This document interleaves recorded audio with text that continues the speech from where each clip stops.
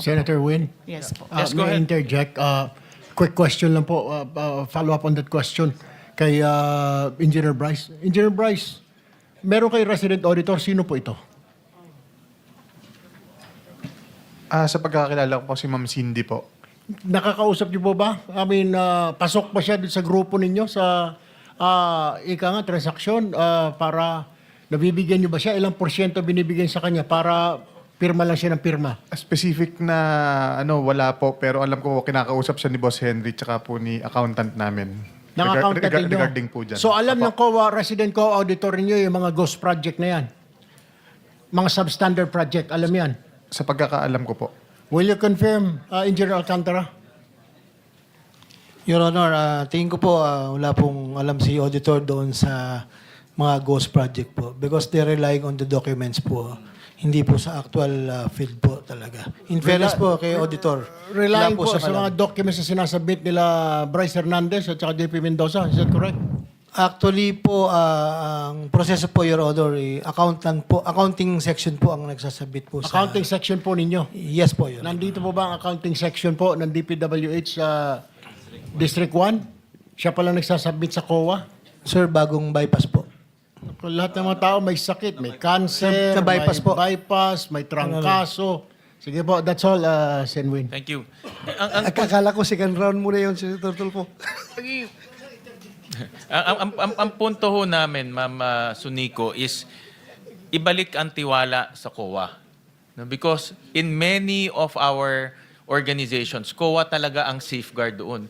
Sa local government, COA rin. Even pinaka-barangay, COA rin. Pero ito, hindi ako naniniwala na makakalampas to sa COA kung hindi ho kasali siya sa modus. No, pwede yung na-absuelto ho siya ni ni Engineer Alcantara. But then again, ang gusto ho namin, mabalik ang tiwala sa COA. Chair, isang interjection lang. With the permission. Yes, with the permission. Talaga pong ang tiwala, napaka-importante. Madam COA, yun pong 140,414,518 pesos 37 centavos. Ito po ay notice of disallowance sa SBMA. Noon pong June 20, 2017, after several petitions raised by SBMA, nag-issue na po ng desisyon ng Korte Suprema, final and executory. Final and executory. Ang nagbayad lamang po ay halos 3 million. Ang hindi po nyo siningil, 137 million plus plus. Wala po kayong paliwanag bakit hindi nyo kinolekta. Final and executory coming from the Supreme Court. Paano magtitiwala ang bayan sa inyo? Sir, ang mga ngolekta na po doon ay yung implementing agency po.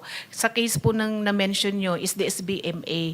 Ngayon po sir, dahil final and executory na, mag-i-issue po yung, kung umabot po yan sa Supreme Court, mag-i-issue po ng COA Order of Execution. And based po doon sa COA Order of Execution, maniningil po yung implementing agency. Mr. Chair, nagkaroon na po ng order of execution. Huwag po kayong magsisinungaling, madam. Wala po kayong ginagawa talaga. Kaya yung pagtitiwala, sinabi na nga ni Senator Sherwin, importante, lahat na po nandun eh. Mag-execute na lang kayo, sisingilin nyo na lang 137 million, pero hanggang ngayon hindi pa nyo ginagawa. Ang tanong, paano magtitiwala ang bayan sa inyo? Sir, hindi po talaga si COA ang maniningil, sir. Yun pong implementing agency po at iyan po ay i-remit nila sa Bureau of Treasury. Ano pong participation ninyo? Hindi nyo i-guide. Saan nyo po galing ang notice of disallowance? Amin po, sir. Pero po, sir, dahil may mga proseso nga po sa Sus korte, Mariosep sir. na proseso. Puro kayo proseso, pero walang nangyayari. Pinag-uusapan natin tiwala. Yes, sir. Opo, yun naman po kasi ang nasa proseso, sir. Hindi po si COA talaga ang maniningil, sir. Wala kang gagawin para sabihin mo sa SBMA, meron kang prerogative, meron kang power na sabihin mo, mangolekta ka. Nag-issue na kami ng order of execution. Huwag mo sasabihin ang proseso. Yes, sir. Kaya ma'am, ang problema pa ho, post-audit. No? Ibig sabihin, bayad na. Di ba ho? So kung hindi nyo madidetect ho yan, bayad lang sila ng bayad, bayad lang ng bayad, bayad lang ho ng bayad. So ganun ho nangyayari ngayon, bayad lang ho ng bayad. Kahit na ghost projects, bayad ho ng bayad.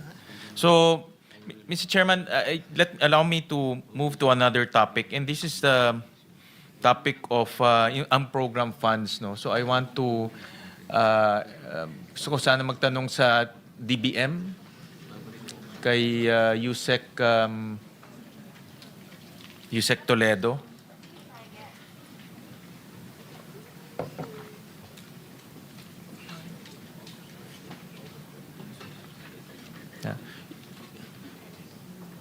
Yusek, ano ang guidelines that governs yung paggamit, pag-apply at paggamit ng unprogrammed funds? Ano pong specific guidelines ho yun? Thank you, Mr. Chair. Mr. Chair, we have special provisions of the unprogrammed operations that we follow. Basically, following that, Mr. Chair. But the special provision, prioritization lang yun eh. Yung Yes. specific guideline for agencies to follow para makarequest sila at ma-release yung unprogrammed funds. Okay, Mr. Chair. Mr. Chair, ang nangyayari po dyan, pagsasubmit po ang agency, in this particular case, the DPWH, for special bond request. What guidelines first? Ano yung, di ba nagre-release kayo ng memo, ano yung, Okay. ano yung susundan nilang guidelines? Okay. We have issuance po ng what we call the fund release circular, which is what you fund release, which is basically NBC, National Budget Circular. For this year, we issue NBC 595. 595. Sir, we'll Yes, give you Mr. an Chair. extra 1 minute kasi expired na yung 7 Ah, minutes. sige po. Extra Okay. 1 minute. So, 595. And dito po sa guidelines na ito, sino sa, DPWH, sige, yun ang ating focus. Sino sa DPWH ang dapat ho mag-request? The head of the agency, Mr. Chair, which is Secretary Bonoan, and even in the past, we have also some records to show that we have a request coming from the agency, Mr. Chair. So, all requests should be signed by Secretary Bonoan. Yes, Mr. Chair. Okay. And ano ang mga, for infrastructure projects, ano ang mga supporting documents ang kailangan? Ano ang requirement and supporting documents? Of course, with the special budget request, doon sa po based on our charter, meron po tayong sinasabi budget execution document, which basically submission of financial report, the disbursement program, the physical program, Mr. Chair. So BED 1, 2, 3, plus other documentary requirements, Mr. Chair. And kailangan rin, kasama rin dito yung shovel readiness. Of course, Mr. Chair, kasi that will also sort of importance po na kailangan po ma-justify nila that the program or project that's being requested is ready for implementation. So dapat yung submission nila for request for unprogrammed funds, shovel ready siya. Yes, Mr. Chair, based on the plan, yes. Okay, and then through the evaluation, i-evaluate nyo yun, and who is the approving officer to release the fund? The program operation is being approved and signed. The release document is being signed by the Secretary. So all projects ng unprogrammed dapat shovel ready. And when nakita ko doon sa inyong memorandum circular, ang definition ng shovel ready, may feasibility study, may plano, may detailed engineering. Tama po ba? Lahat na yun, all those coordination with the local government. Yes, Mr. Chair. Okay. Because narinig ko rin kay Secretary Vince Dizon last time na in all of his, almost all, na mga flood control projects, walang plano. Sinabi niya yun. At least halos lahat ng nakita niya walang plano. No? Nakita niyo ba itong mga sinasubmit sa inyo ng DPWH? Nakita niyo mismo may plano, may feasibility study, and kompleto lahat yon? Mr. Chair, what is being submitted to us is yung ano nga po, as mentioned to you, yung budget execution documents. But yung as far as the plan that is we leave it to the Department of Public Works and Highways, being they are the one who are responsible in determining the readiness of the projects, Mr. Chair. Yeah, but do you ascertain kasi meron kayo ditong mga meron kayong mga grupo na chine-check mabuti yung submission sa inyo kung shovel readiness na eh. Diba Sir meron Tuwin, kayo? can you wrap up? Yes, Naka Mr. 2 minutes ka Chairman. pang extra. Sorry, Mr. Chairman. Well, Thank Mr. Chairman, ganito na lang. Just submit to us yung mga documents na sinabit sa inyo ng DPWH. Kasama din dito yung mga supporting documents and the documents that led to the release of SARO Yes, we'll provide that, Mr. Chair. from 2022 to 2023. This is on the case ng unprogrammed funds. Yes, Mr. Chair. Mr. Chairman, ito last na ho to, no? Before I terminate. Because I was also, since si Mr. Saldico ay madalas hong mabanggit dito and highlight ho siya nitong ano natin. I'll just show some of our findings sa research ho namin. Pakilabas nga yung slide 3. So, lumalabas ho, Mr. Chairman, slide 3, na from 2022 to 2025, 34 billion na ho ang na-release to SunWest Corporation. And ito hong data, sinabit ho sa amin to ng DPWH kung ano po yung mga projects na na-release na sa SunWest Corporation. At tinignan ho namin at which process of the budget nakapasok ho yung mga projects. Makikita ho natin in 2023, 1 billion na sa unprogrammed appropriation. In 2024, 3.2 billion na sa unprogrammed appropriation. But makikita rin ho natin from NEP to GAB to GAA, saan pumapasok yung mga projects na na-award po sa SunWest Corporation. Ang punto ho dito, 4 billion na award po sa SunWest Corporation galing sa unprogrammed appropriation. Yun po yung punto. Kaya important, kaya Which is not easy, no? which is not easy Yeah. because mayroon guidelines ang DBM na dapat shovel ready, no? So tinignan rin ho namin yung isa pang corporation, High Tone Corporation, which is connected to Zaldico rin. Makikita ho natin dito na nagamit rin po yung unprogrammed appropriations to a tune of about 814 million pesos. So pag kinombine ho natin yung mga projects awarded to SunWest and High Tone, lumalabas po almost 47 billion pesos po. Hindi, lahat na ho yan, but sa unprogrammed lumalabas is almost 6 billion pesos. Unprogrammed lang yun. Unprogrammed. Unprogrammed lang ho yun. Thank you. Yeah. Thank you for pointing that out. Thank you, Mr. Senator De La Rosa. Thank you. Before Yeah, that, the Senate President first. before that, just one question, Mr. Chairman. Because I will be leaving shortly, I will be meeting all your wives. Spouses.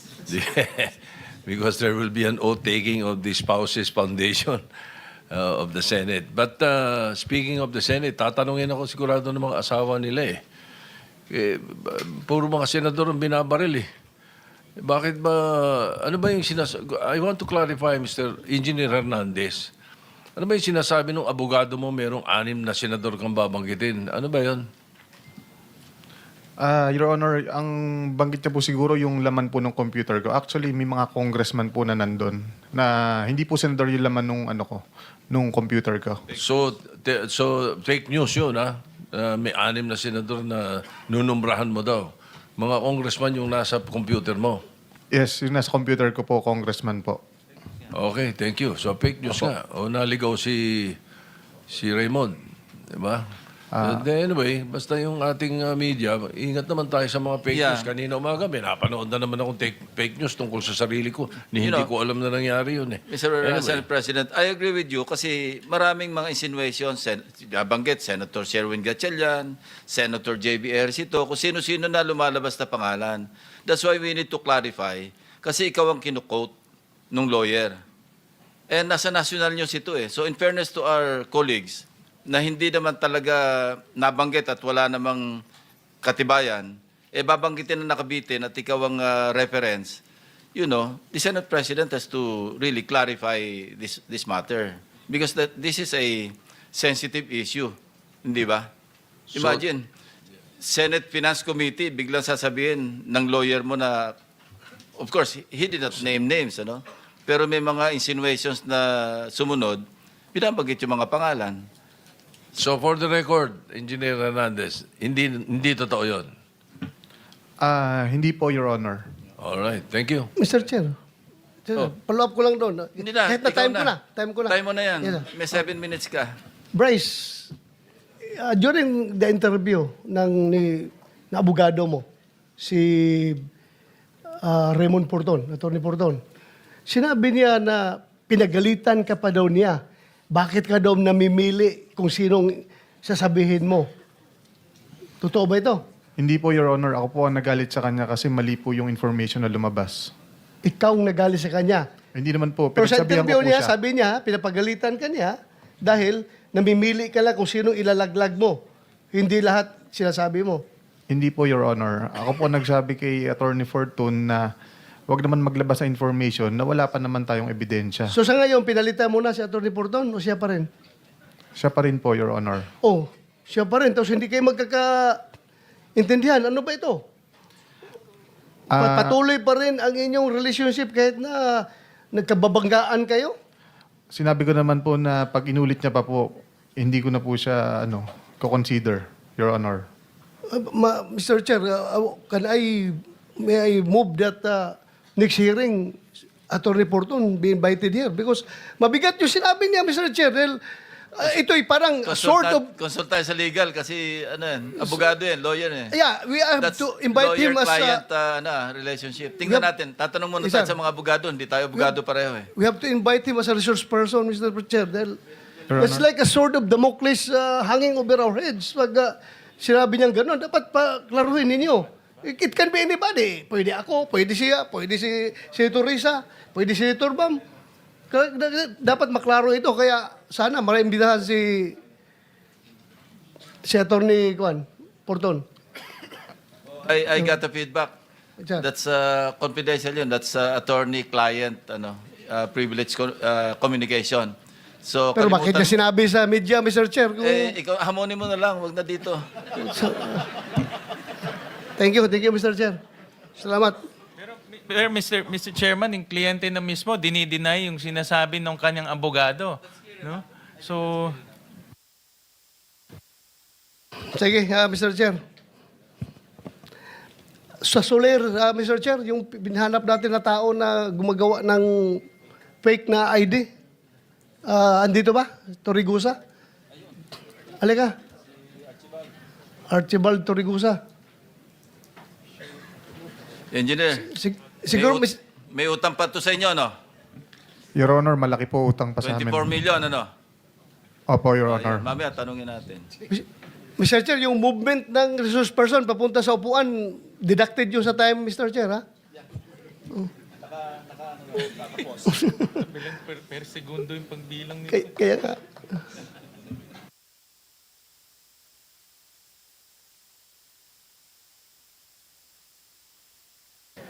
Mr. Torigusa, nakapag-oath ka na?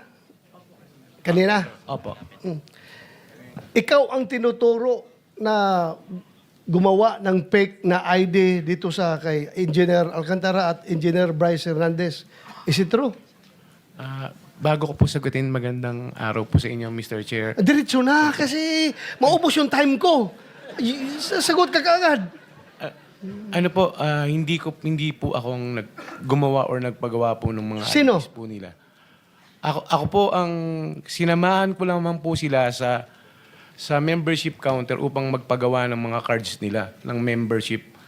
Actually, Your Honor, kung mabibigyan lamang po ako ng pagkakataon, pwede po sana na kung ma-retrieve po yung CCTV, nandun po yung occasion na nakapila po silang lahat, pumipirma po at dala po yung mga So let's IDs. let's go to the point, the main point of the issue.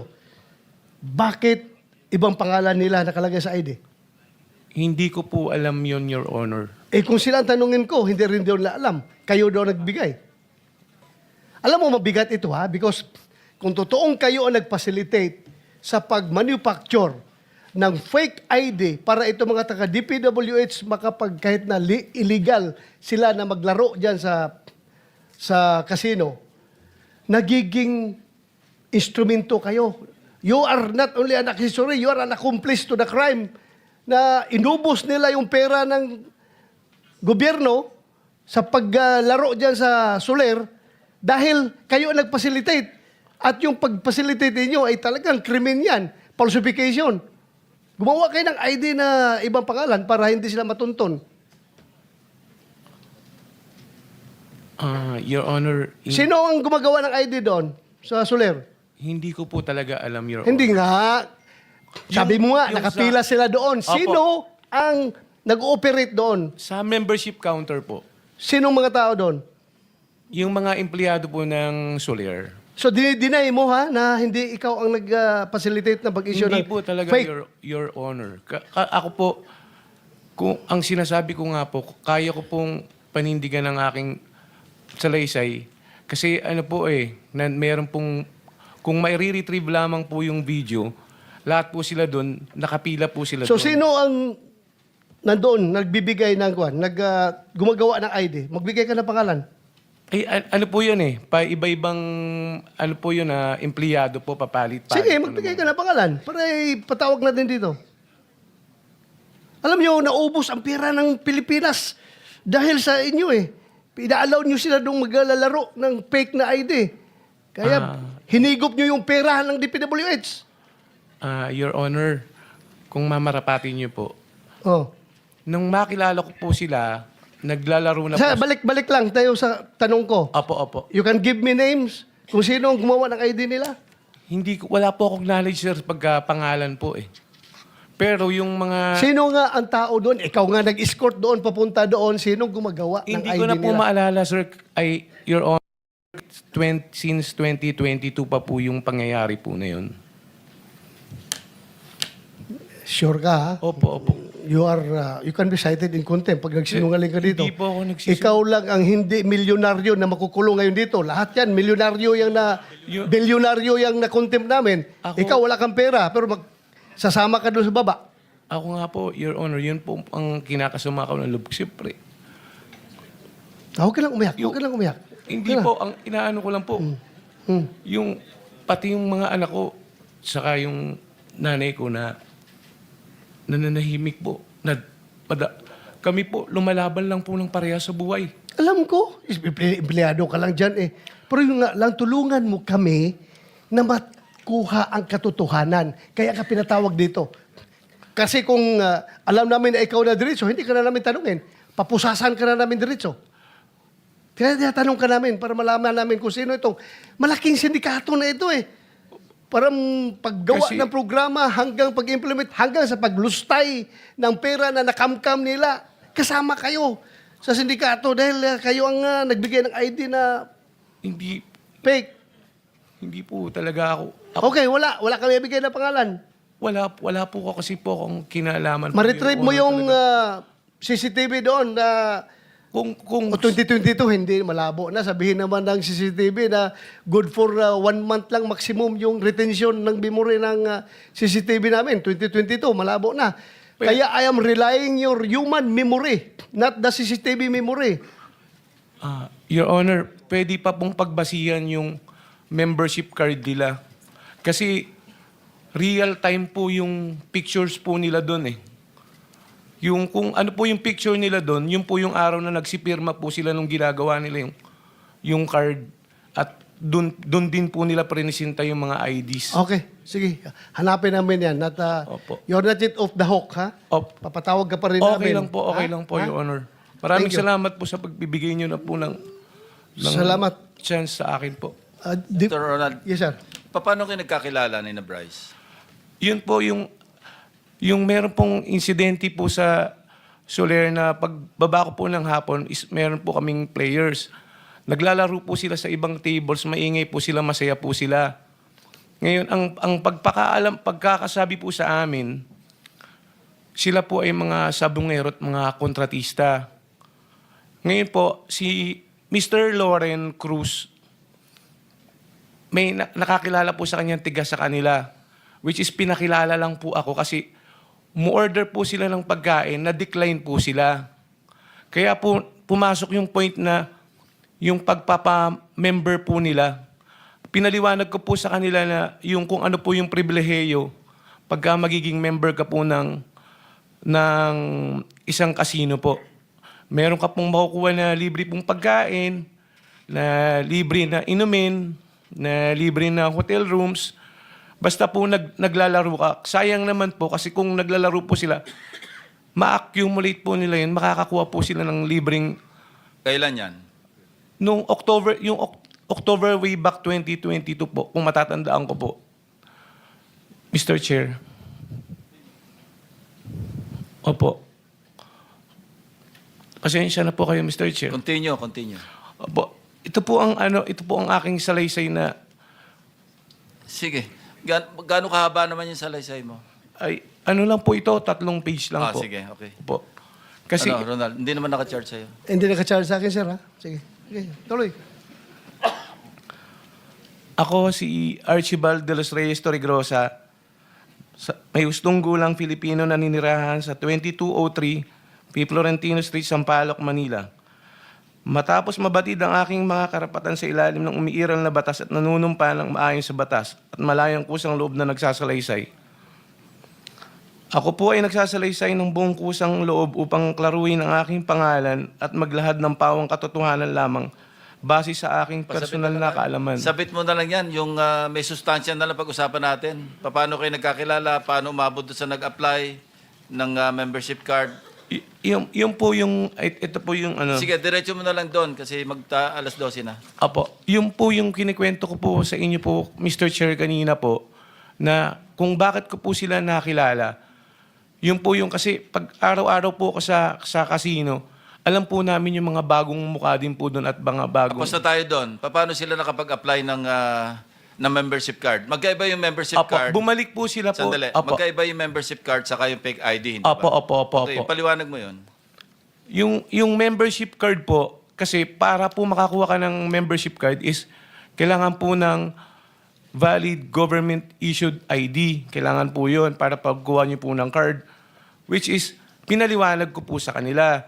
Tapos, nag-decide po sila siguro after 3 to 5 days na bumalik po sila ng casino. Which is, pagdating po nila, in-inform po ako ni Mr. Loren na nandyan na po sila. Kung pwede daw tulungan ko po sila ng pagpaprocess po nung mga cards po nila. Makikita mo naman po doon po sa CCTV na sinamahan ko po sila doon sa pila. Which is yung mga bagong member din po, pumipila din po. Dala sila mga government-issued ID. Opo. Oh. Sige. Opo, pumipila din po sila. Tapos pagdating po doon sa counter, pag tinawag na po yung pangalan mo, pipirma ka po. Tapos pipicturean ka, yun po yung lalabas po doon sa card mo. So apparently, yung mga fake ID na, yung mga fake na pangalan na, yung mga aliases na yung isinabit nila doon. Hindi ko po alam, Your Honor, Hindi nga. sila... Yun ang lumalabas sa kanila. Anong pangalan sa membership card? Kung ano Halimbawa, po yung ilagay po nila doon sa lisensya po. Or kung ano po yung mga valid issued government IDs Okay. na... So ibig sabihin, wala kang kinalaman doon sa kanilang mga fake ID, yung government issued ID like driver's licenses. Wala kang kinalaman doon kasi pagbalik nila, dala na nila yon. Opo. Thank you. Your Honor. Thank you, Mr. Chair. I would like to go to DBM. Yes, Mr. Chair. Layo, sir, oh. From casino to DBM. Ako'y nagtataka kung bakit ganito na lang ka powerful si Saldico na siya na ang chairman ng Appropriations Committee ng House at the same time, para na rin siyang secretary ng DBM at the same time, para na rin siyang secretary ng DPWH. You know why? Kasi, dito sa records natin, for 2024 only, yung unprogrammed appropriations, particularly doon sa SAGIP, strengthening assistance for government infrastructure and social programs, 200 billion plus ang na-release ninyo, and 155.8 billion ni-release nyo sa DPWH. Ang program ito, Ngayon, sabi ni D. Alcantara, pupunta sa kanya si Saldico, nagsasabi na meron kaming ilalagak sa inyo na pera, na pondo, gumawa ka ng listahan. Tapos, pag gumawa na si Alcantara ng listahan, submit niya kay Saldico. So, ang tanong ngayon from Saldico, ito ba'y sinabit niya kay Secretary Bunuan or diretso na sa inyo? Bakit nakapag-release kayo ng SARO sa mga ghost projects sa Bulacan na galing sa program appropriations? Mr. Chair, Sige. we only act on requests coming from the agency, not from the Congress. So in this case, this comes from the Department of Public Works and Highways, Mr. Chair. Okay, Engineer Alcantara, sa pagkakaalam mo, pag-submit mo ng listings ng project kay Saldico, binibigay pa niya kay Secretary Bunuan para Sir, si Bunuan mag-request sa DBM? Sir, hindi ko na po alam yung after nung nagbigay po ko kay Kong Saldi. Hindi ka nagtanong. Hindi na po ako nagtanong. Basta sa kanya ko lang po pinapasa by Viber po. Okay, so assuming na ito ay sinasubmit ni Saldico to Secretary Bunuan being the head of, tama ba sabihin ko, head of procuring entity si Secretary Bunuan in this case? No, Mr. Chair, No. he is the head of the agency. Head of agency. Kasi isasubmit niya ito sa inyo in the form of agency budget, Special budget request. ano? Special budget request, Mr. Chair. Special budget request. Isasabit sa inyo. Ngayon, pag nag-certify ang Bureau of Treasury na merong available funds, magbigay ka agad kayo ng SARO para dyan. Correct? Mr. Chair, of course, based on the request, we will evaluate and then kung titignan namin, Mr. Chair, kung there's available excess revenue because ang program fund could only be unlocked if there is an excess revenue certified by the Bureau of the Treasury. Correct. Oh, so kaya nga ako'y nagtataka. Imposible magawa ito lahat ni Saldico na walang kakunaybans dyan sa loob ng DBM. Mr. Chair, I don't think so Senator na mangyari ito. Bigyan pa ng additional 1 minute or 2 minutes additional? 2 minutes, sir. 2 minutes, sige. Last, 2 minutes, sige. Yes, Senator Win. Nag-interject ka naman sa akin, so ako. Kay Engineer Alcantara, pag nagsasubmit kayo ng project, meron bang feasibility, flood control, feasibility study, detailed engineering, coordination to the local government, isang mahabang listahan, meron bang ganun? Wala po. Just title and amount po. Actually po, nanggagaling po sa mga sections. Dahil may mga identify na po kaming location, mga karuktong po ng mga nasimulan So po. walang feasibility study? Meron pong bayan na meron na pong feasibility. Pero yung sinabit nyo yung mga sinasubmit nyo sa unprogram, yung mga typical lang. Title and amount lang, Your So Honor. walang feasibility study, walang detailed engineering, kasi buo Yes, Your siya Honor. eh. Title and amount lang Yun po. nga sinasabi namin, Yusek Toledo, these are not shovel-ready projects. Bakit nalabas yung pondo kung hindi siyang shovel-ready projects? Yan ang nanggaling na kay Engineer Alcantara. Mr. Chair, we have a certification also coming from the agency that is ready for implementation based on the forms and even the submission and even our documents will show you. At the same time, Mr. Chair, given that yung under the Administrative Code, sila po dapat ang may mandato to identify, plan, secure funding for programs, design, construct, or undertake pre-qualification bidding and award of contracts of public works projects. So, mean to say, Sila po talaga ang napakadali lang. mag-identify, Ang, Mr. Chair. ang tanong dito, napakadali lang. Bakit ang bilis ninyo makapag-release ng SARO galing sa program funds? Yun lang ang tanong namin. Anong influence meron si Saldico sa DBM? Bakit kapag siya ang naglagak ng pera, particularly sa first district ng engineering district ng Bulacan, bilis kagad na isyuhan nyo ng SARO? Mr. Chair, we don't know what is the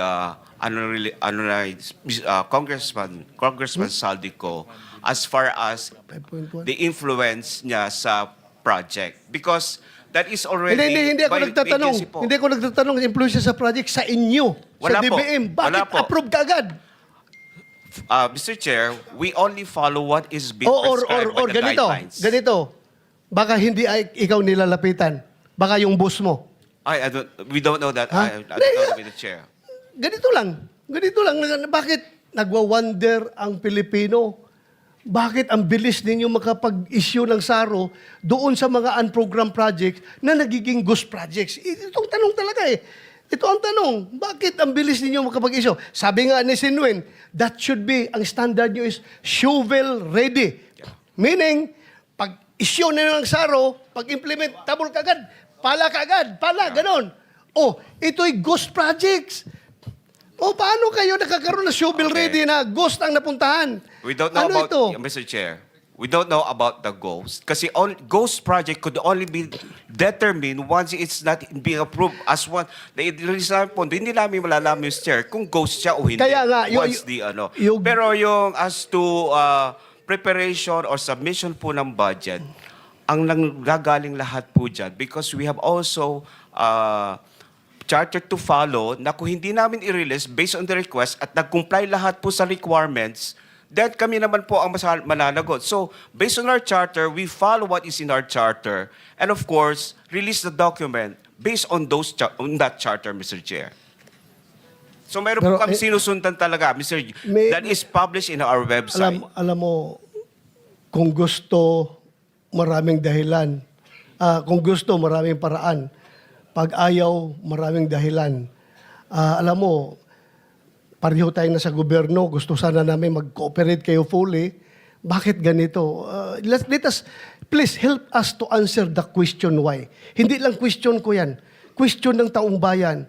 Kung bakit kapag mga project na gusto ni Saldico, ang bilis ninyo maka-issue ng SARO. Yun lang akin, ha? Ay, hindi kita pinopolt, Mr. 10 seconds. Yusek, ha? Hindi Senator. ikaw ang may kasalanan.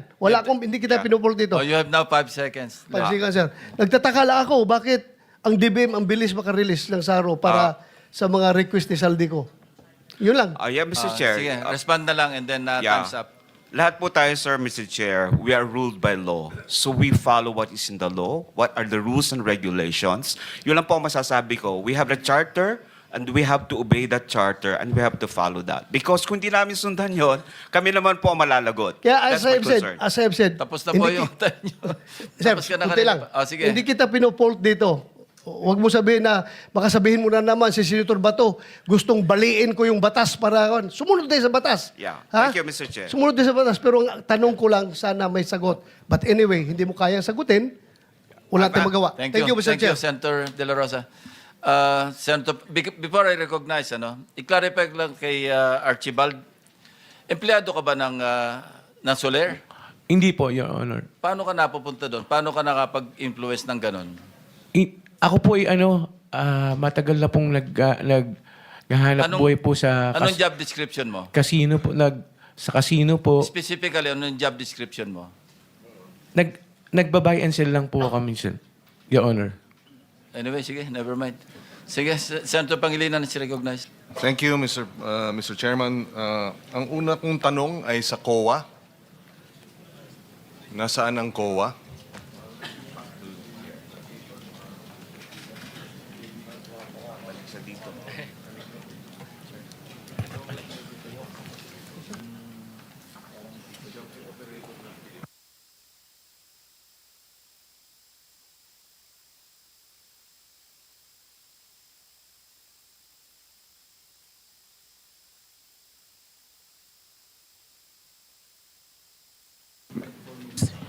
Ms. Sunico, you are from the COA? minutes po, Your Honor. Yes.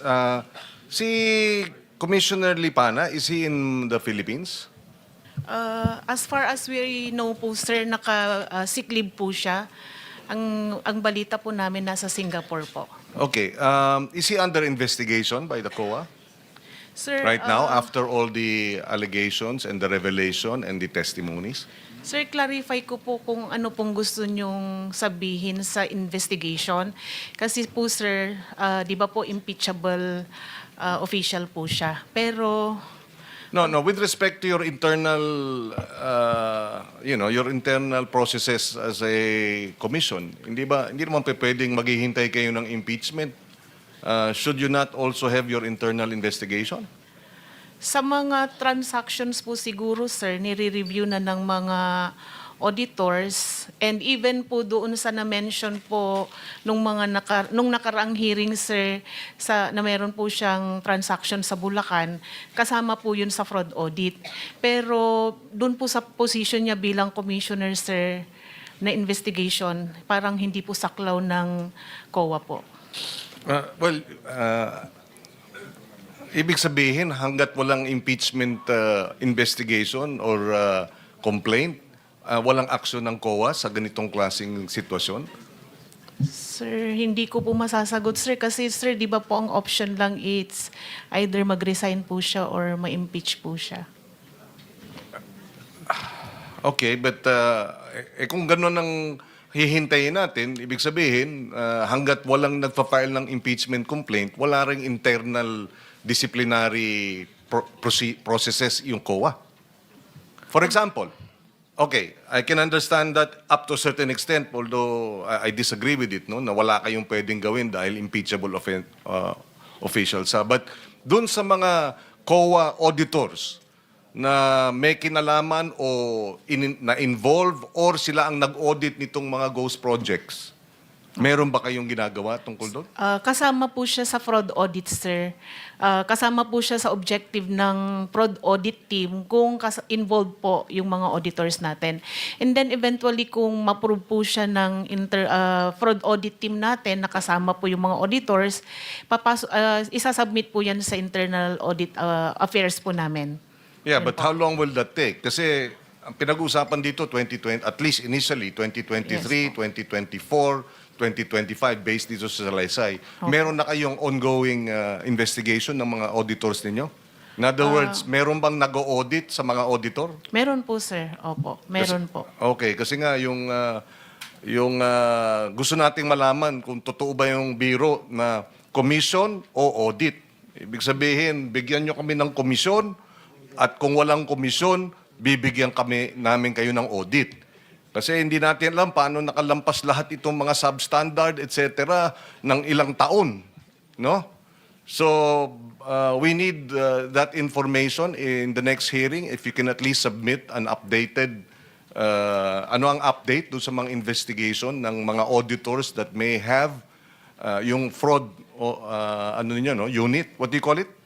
Fraud Audit Office po, sir. Okay. Opo. But as far as I'm concerned po, sir, wala na po din doon sa team yung mga auditors natin sa Bulacan First District Engineering Officer. Na-reshuffle na po sila. Opo. Bakit naman reshuffle? Baka mamaya kung saan mo sila dalhin, doon naman sila gagawa ng kanilang kalokohan, hindi ba? Hindi po, sir. Wala na po sa auditing unit po. Yes, but should not there be a deeper investigation? Were they involved? May ongoing na po, Okay, sir. so we want the update. If it's meant to be confidential, then we will keep it strictly confidential. But the committee I would be interested, and I'm sure the committee would be interested to know what you're doing. Opo, sir. Okay, Opo. thank you. Thank you. And sa usapin ni Commissioner Lipana, mabalik lang tayo. Meron akong kontrata dito, contract of agreement, no? Department of Public Works, no, involving Convergence and Special Report Program, Olympus Mining and Builders. Siguro, Mr. Chairman, I will turn this over to the committee because interesting enough, ang asawa ni Mr. Commissioner Lipana, ang ginagamit niya doon sa kontrata is her maiden name. Olympus Mining and Builders Group Philippines, represented by Marilu G. Laurio. So mukhang merong concealment, no? Dahil alam niyang asawa siya ng isang commissioner, hindi siya pwedeng kumontrata dahil may conflict of interest. So dito nakalagay Marilu G. Laurio and she signed it, no? Pinirmahan niya, authorized managing officer. Ganun din sa Olympus Mining, Marilu Laurio, name and signature of contractor's representative. No, so maybe we should also invite Miss what is her name? Laurio or Lipana, also known as to the committee for the next hearing, so that she can shed light as to these contracts, Mr. Chairman. Now, puntahan natin si Sims Construction, Sally. Sabi mo, ikaw ay nagwi-withdraw sa Malolos, Bulacan, Land Bank. Yes, Your Honor. Magkano wini-withdraw mo? Kasi, Your Honor, hindi na, halimbawa 457, kung ano lang po yung available that day, hati-hatiin po yun. Magkano nga yung isang transaksyon? 50 million? 10 million? 100 million? Cash. Wini-withdraw mo ng cash. Yes, Your Honor. Ano po may withdrawal po ang 457 457 million. Pumayag yung bank manager sa 457 million cash. Wala kayong cheque? Checking account ba yun? Cash po yun, Your Honor, na request ko po. Paano pumayag yung bank manager na i-release yung 457 million cash?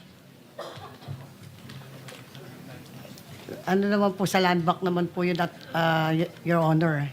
So land bank, bank manager. Yes po. Also, Lilibeth Lim. Malolos Highway po. Andito pala. Is she from the land bank? Malolos branch. Ma'am, can you join us? So, may arrangement ba kayo, Sally, sa bangko para pumayag sila ng may malaking transaksyon na gano'n na ilalabas? Hindi po, Please come forward, ma'am. Yun sa land bank. Your Honor, papaalam naman po ako sa kanila. Bawa na po, may withdrawal po akong ganon. So, hindi naman po agad-agad yun ibibigay. May mga araw po yun na sasabihin na kasi kinukuha pa daw po nila sa ibang... Kaya nga. Opo. Pero pangkaraniwan, yun yung pinakamalaki. 457 million isang araw. Teka po. I-recall ko lang po ulit sa... O ano ang pangkaraniwan? Tanong ko po sa abogado. 50, 70 million? Mga minsan po kasi kalahati, minsan 200. Million? Opo. Minsan po 150. Depende po sa ano po, kung ano po yung... Kay Mr. Kay Mr. Diskaya, ganun din ba? Meron kayong account sa land bank? Yes, Your Honor, meron po. Tapos dinideposit sa inyong account sa land bank yung pondo ng DPWH? Your Honor, ano po, LDAP po. LDAP. Ibig po sabihin yung mula po sa DPWS, pag binayaran kanila, papasok na po yun sa account mo. Sa land bank? Opo, nasa'yo na po yun kung gusto mong i-withdraw or Yes, panatilihin yes. na po muna doon. So, kayo may checking account kayo? O nagwi-withdraw din kayo ng cash? Pag kailangan pong bumili ng mga materyales na cash para po mas makamura, doon lang po kami nagwi-withdraw ng cash. Pero umaabot sa 100 billion din yung inyong account sa land bank? Tama ba yan? Depende po sa collection po na makukuha po Well, namin. yes or no? Umaabot ba ng billion ang accounts ninyo sa land bank dahil sa mga project ninyo? Hindi naman po kasi kadalasan po pinabibili din po ng materyales at saka pampasweldo. Pumapasok pa rin sa account ninyo. Yes po, Your Honor. So nagkakaroon ng reflection sa account ninyo yung pumapasok na billion-billion. Yes po, Okay, Your Honor. okay. That's all I need to know. Ma'am, practice ba yan ng bangko na magre-release ng 457 million cash? Hindi ba red flag na yan na dapat nire-report? Ang gusto natin malaman dito complicit ba ang banking system natin sa ganitong klaseng corruption? Mr. Chair, apologies po that I can...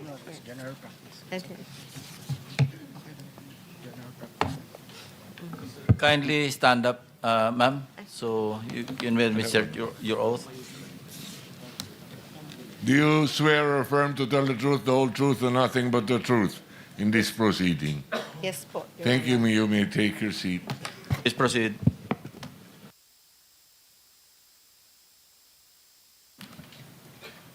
Go ahead, ma'am. Please answer the question. May I request to repeat the question if okay po? Apologies po, Yes. Mr. Chair. Ganun ba ang patakaran? You can I can answer. have 457 million pesos cash released as a bank on a single day, and wala ba, di ba red flag na yan? Di ba dapat nire-report na yan? We want to know if the banks are complicit in this the illegal transactions using government funding. You're land bank, di ba? Yes. The land bank is, once the transaction is more than 500,000, it will be automatically captured by the system and be reported as covered transaction report. And It's that's automated po once it is over 500,000. that's all you do? At first, that is what we No, are that's the law, doing. but Yes. that's all you do.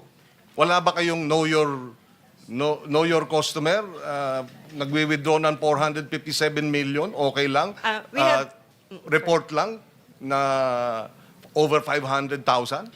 We have due diligence and KYC as well upon opening of the account po, Mr. Chair. So how did this happen?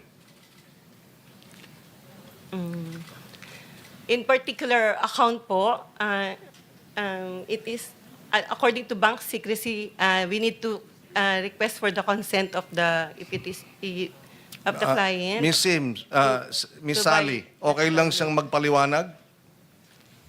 Under the bank? Your Honor, paalam lang po ako sa attorney ko. Oh. Waiver of your rights to under the bank secrecy law. Yes, Your Honor.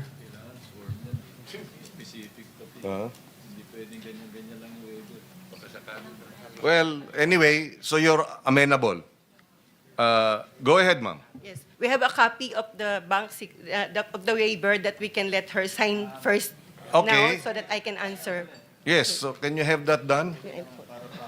Well, while we're waiting for that, what we want to find out is paano nangyayari na daang milyon, kalahating bilyong piso, parang pikit mata ang ating banking Senator system. Pangilinan, for the information of the body, meron tayong kopya ng lahat ng ledgers ni Sims, ano? Ito, yung binabanggit yung 457 million, 2 araw po ito eh. Natik po 457 million, March 24, 2025. Yung isang withdrawal, total in 1 day, July 3, 2025. Ito yung sinasabi ni Ms. Santos, parehong delivered do sa office ni Engineer Bryce Erickson Hernandez. No? Marami po rito, ibibigyan ko kayo ng kopya. Yes, thank At you. i-reproduce natin. Marami po, merong withdrawal na 180 million, may withdrawal na 141 million, withdrawal na 299 million, withdrawal na 65 million. Yes. Puro isang araw ito. Tsaka puro cash. Puro cash ito, cash. Actually. Bakit hindi cheque? O manager's check? Bakit walang patakaran ang bangko na, teka muna, kasi pag may cheque, meron ding paper trail. Kaya cash. Kaya 500 million cash sa loob ng 2 araw. Hindi napapansin ng ating government bank pa ho ito. At most likely, alam ninyong government funds yung binayad doon sa kliyente ninyo. Senator Kiko, bigyan ka namin ng additional 2 minutes. Yes, please. Okay, Thank you. thank you. Go ahead, Ms. Lim.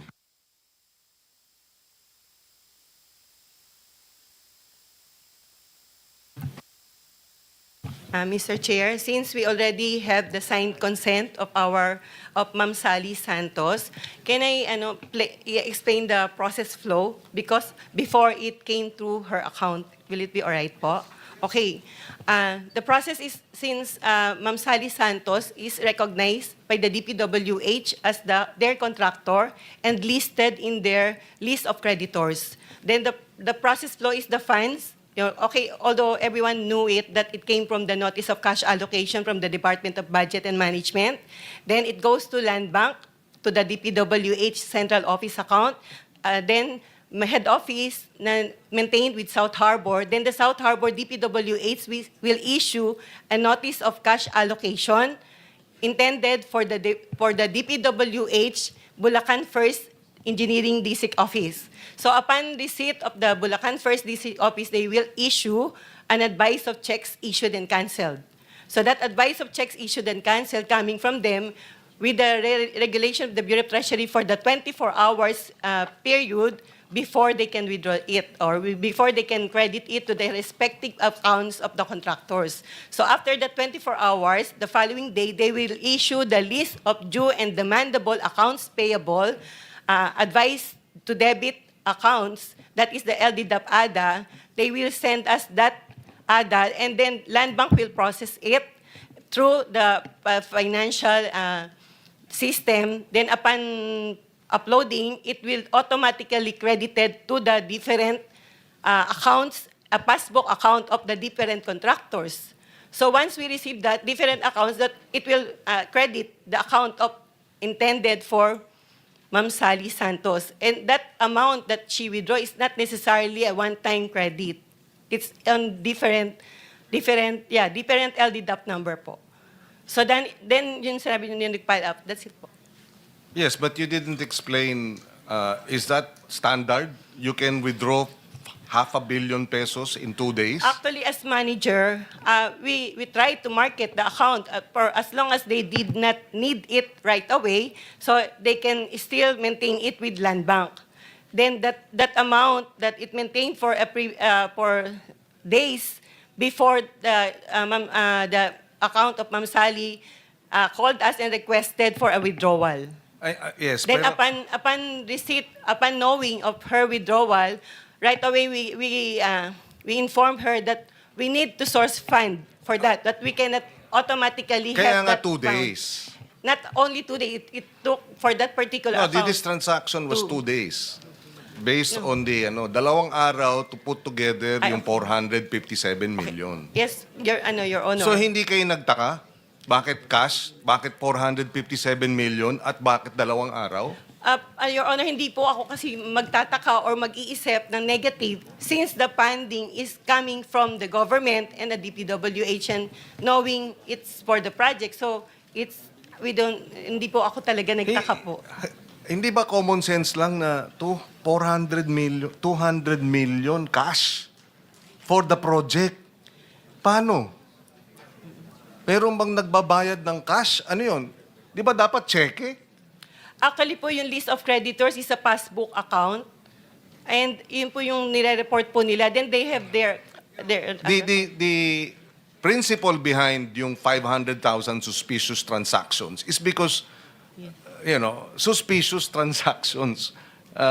Kumbaga, so hindi suspicious transaction yung kalahating bilyon, 2 araw nilabas? Cash? Your Honor, to be honest, kasi hindi ko po, I am not an engineer or you support every project, hindi ko po alam kung ano po yung project na yun or whatever. Since, it's a deposit account, yung depositor na po talaga yung nakakaalam. It's hard. Well, anyway, as bank manager, it's hard to believe na hindi katakataka na sa loob ng 2 araw, yung pondo ng gobyerno pwedeng ilabas ng kalahating bilyong piso na basta-basta.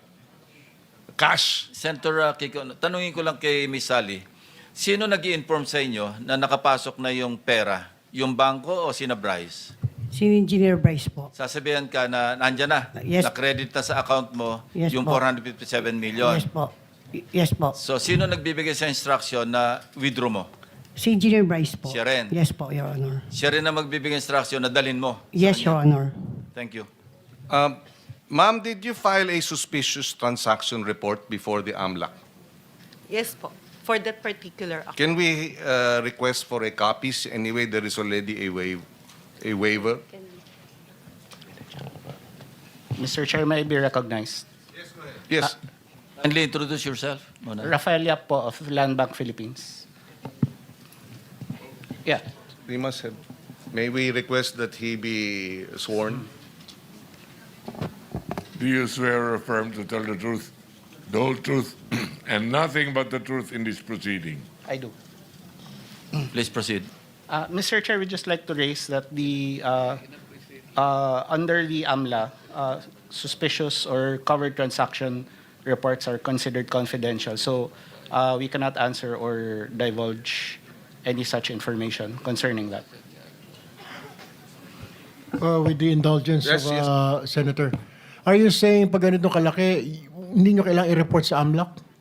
No, no, Mr. Chair. It's just that we cannot divulge to Even to AMLAC, you cannot.